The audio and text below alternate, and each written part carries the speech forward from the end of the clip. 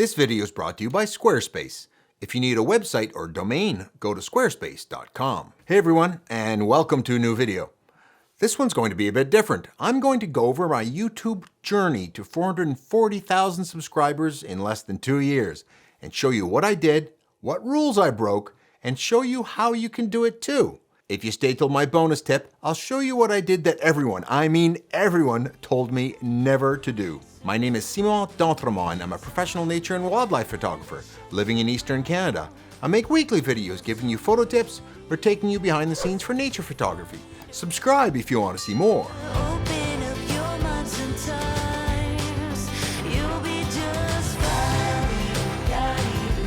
Well, here we are. This is my 100th video, and we're at my 2-year anniversary of starting a YouTube channel.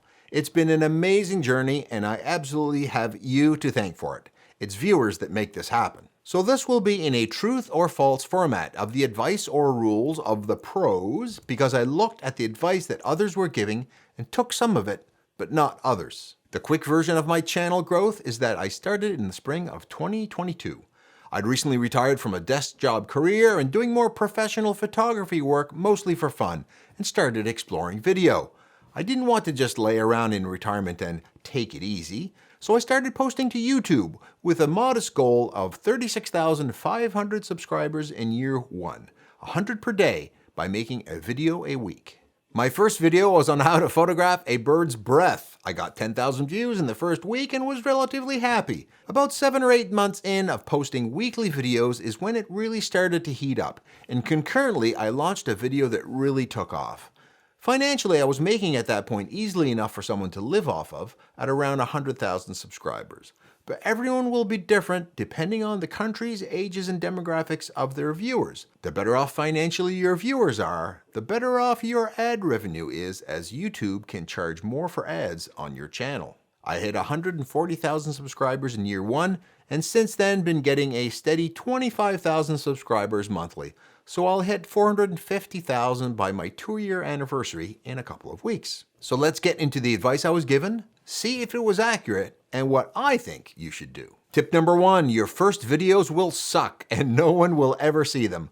False with a hint of truth. The first part of this is likely true. Your first videos will suck.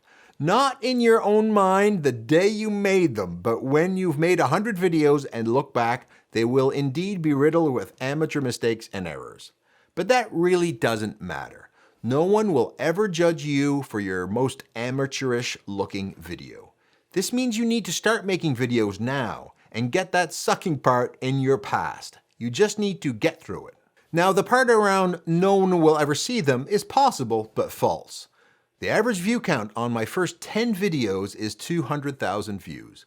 But it will depend if your content is one-timer stuff, like what you had for breakfast, or content with a longer shelf life, like how to make a cheesy omelet for breakfast. 5 years from now, there will still be people interested in learning how to make an omelet, but no one will care what you had for breakfast 5 years ago. This means you should pick your topics and channel focus carefully. Will you be slow and steady like an educational channel on a topic that will be evergreen? Or will you just jump into the hot trends and ride shorter but maybe more intensive waves of interest? For my part, lately I've been getting about 1.5 million views per month, even if my latest month's content only added up to 500,000 views. My backlog of older material keeps delivering for me, including in ad revenue. So content that has a good shelf life and will still be relevant in 5 years may not make as much money today, but may pay off long term. Look at some of my videos that didn't do so well at the beginning, then all of a sudden took off. Slow and steady may win the race in the end. Don't only judge your success on the video views in the first week. Consider the long game too. Tip number 2, in today's market, you need to make shorts. False.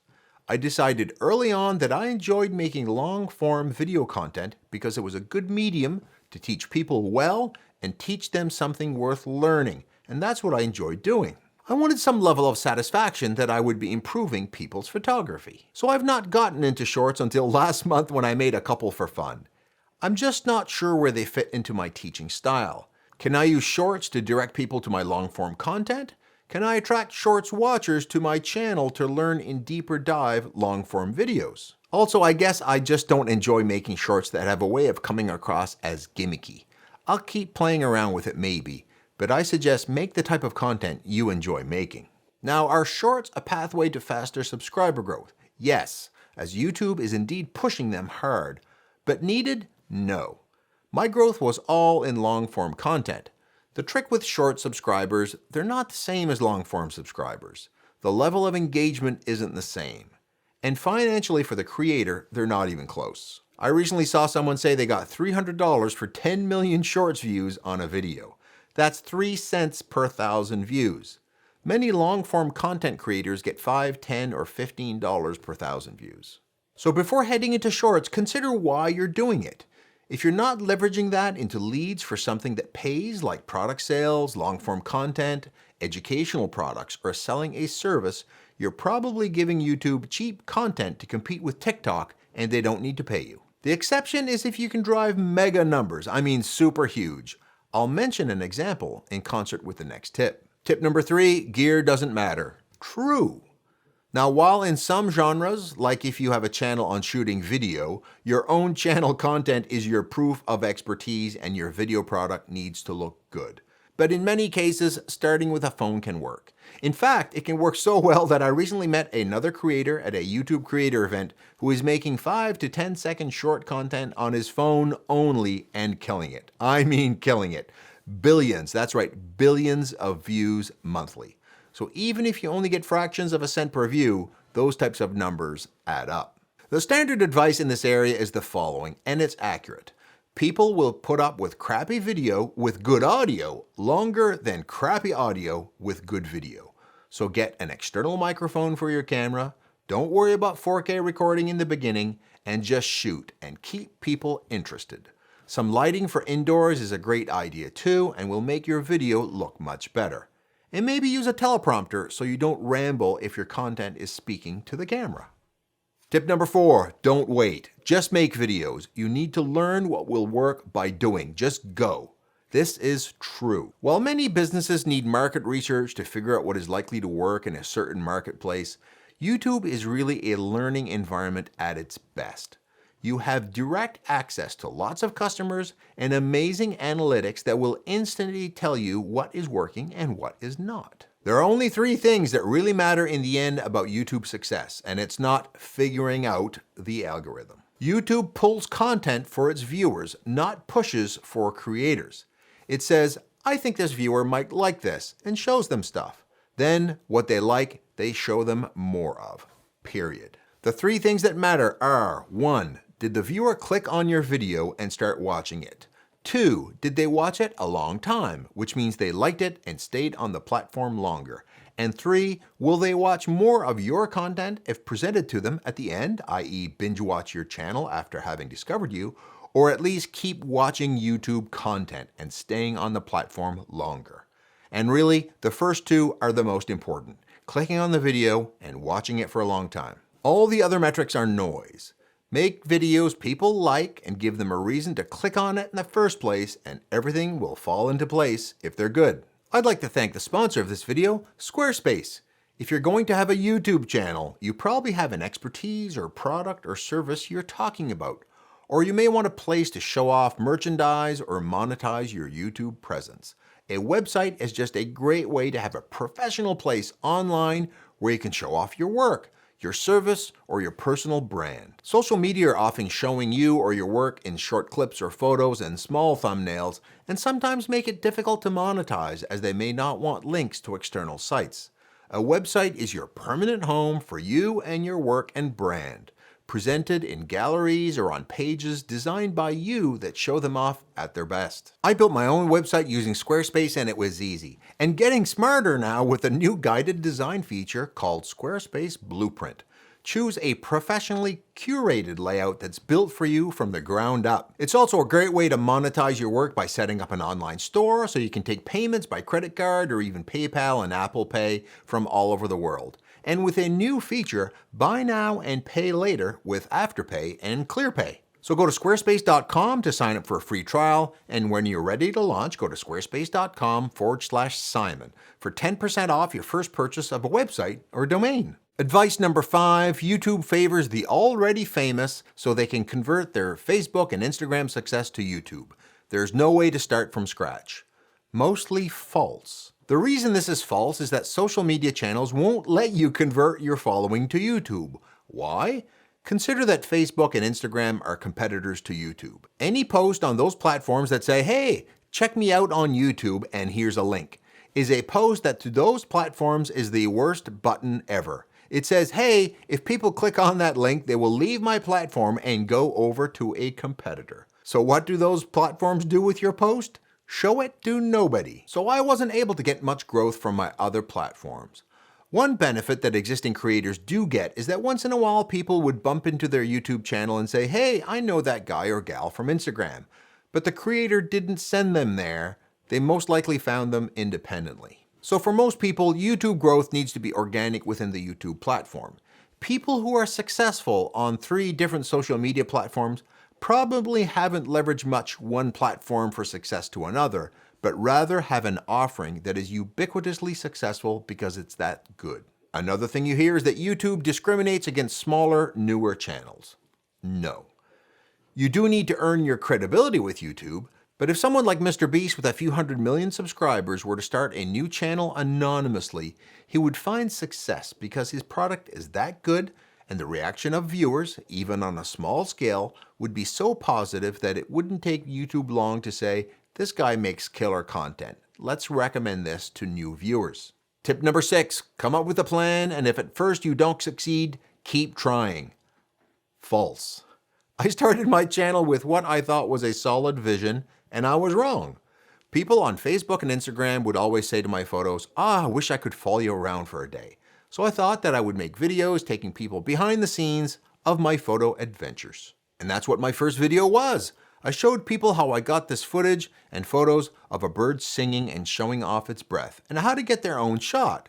It did okay for my first video, but I also threw in a few educational videos about photography early on.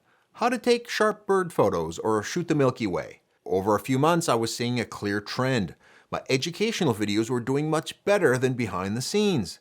To the point that as of right now, if you look at my first 6 videos ever, 3 are behind the scenes videos and have an average of 20,000 views, and 3 are photo education and have an average of 400,000 views. So YouTube is telling me something. My educational videos are what people want. And that's a tip for you. People like Casey Neistat popularized behind the scenes with millions of followers, but it's a dying trend and not a great strategy starting out. Why? Because people only want to follow people around who they already know and about whom they're very curious. But if me or you or the average person makes a video about where we went for dinner, no one cares. And in 3 years, people will care even less. So think about your channel topic and approach strategically, but don't get married to it. Be prepared to change gears if the audience isn't responding. Either topic, niche, content, editing mix, or target market. Tip number 7, YouTube is saturated in 2024. Easily false. Now, it's maybe true that there is more competition than 10 years ago, and some large channels of today have done well because they were an early entrant with less competition. But clearly, if I made it in a really crowded photography genre, it's false. Photography channels are a dime a dozen, and I've still done well by most standards. This is odd in a way, as several prominent photography YouTubers have quit in the last few years, in part because their channels, who used to do amazingly well, are really slowing down. But at the same time, mine is growing really quickly. This, I think, is because things change and people aren't adapting. Some of these photography channels originally grew by copying the very successful style of someone like Peter McKinnon, who has a great channel. They rode the wave of his style for a little while, but in the end, they're not Peter, and neither am I, and that style is only going to work for a select few who do it the very best. But in the end, I'm a new entrant and doing well, so it's clearly possible. But that also means that my model for my success may not be lasting either. I need to be prepared to adapt to changes if people's tastes and likes change. And I guarantee you that if my views start going down, I'm not going to keep coming out with the same content. I'll be looking to adapt. Tip number 8 that I heard is that thumbnails and titles are important. Ridiculously true. The reality, almost a sad one at first when you see it, is that people need to click on your video. No click, and you could have the best video in the world, no one will ever see it. But you need a good description and thumbnail to make them click. Spend lots of time studying thumbnails and titles. It's crazy important. This is called the click-through rate, the percentage of people who clicked on your video when it was shown to them. Once you've learned to make good videos consistently, this click-through rate, called the CTR, is maybe the most important metric there is. But it's not that simple. If people click on your thumbnail because it's really good or clickbaity, but they don't keep watching and drop off after a few seconds of watching your video, YouTube will know in no time and your video performance is toast. Don't promise a video you don't deliver on. Here's a sample of my like to dislike ratio. I'm averaging 99.6 or so. You need to deliver what you said you would in your thumbnail and description. So you need both a great reason for people to click on the video and people need to stay watching because it's a good product and engaging. One without the other is no good and YouTube will figure you out in a second and not bother recommending your videos. So how do you keep them watching for a long time, which is called the retention rate in the YouTube analytics speak. YouTube will show you this graph for all your videos, showing you how long they watch. You need to do 3 things. 1, by keeping them interested the whole time. 2, giving them a sense that the best part is at the end. And 3, once you deliver the best part, the conclusion, the climax, stop the video right there. If you start to ramble after the best part and hint that the video is coming to an end, people leave you right then, impacting your retention rate. So when your video hits the best part, end it right there. Like, here I am at the top of Mount Everest, I made it. And now my bonus tip, the rule I broke. I mean, I super broke it because everyone said don't do it, and I really do it. They say don't include an intro to your video. This is super false, unless. So every YouTube expert said don't have an intro. Don't introduce yourself. Don't waste any time telling people who you are. Get right into the content. Now this may be true for some, but if you have an expertise to show in your intro that gives you instant credibility in your genre of video, it's worth showing off. So I indeed have an intro, even with a bit of theme music. I show off some scenes and some footage of myself. I can take decent pictures, so I say who I am, I show them some photos, showing that I know what I'm talking about. I do this because it's a competency test that I can easily pass for the viewer and gain instant credibility. But if you have nothing to show, don't have an intro. If you do phone reviews and your skill set or experience is exactly the same as everyone else doing it, don't waste the time. But if you have a special skill that shows you're competent in the subject matter, show it off. If you're a doctor talking medical stuff, say you're a doctor. But then get into the content without delay. The longer you take to get going with your rich content, the more viewers you'll lose. So can you indeed start a YouTube channel and be successful even today? Absolutely. And don't forget that YouTube is a path to many things and opportunities to monetize. I have tours to Africa, and my last tour I made public was oversubscribed with a waiting list in 6 hours. And my wildlife photography course is doing so well, we awarded a $13,000 lens to a course participant. Don't let anyone tell you you can't do it. Some people, when they can't do it themselves, will lay blame on the system or the algorithm and say it can't be done. Get out there, bring your best to the table, have a new or interesting approach, deliver your expertise in a novel way, and don't be afraid to experiment. Practice your public voice, but be authentic.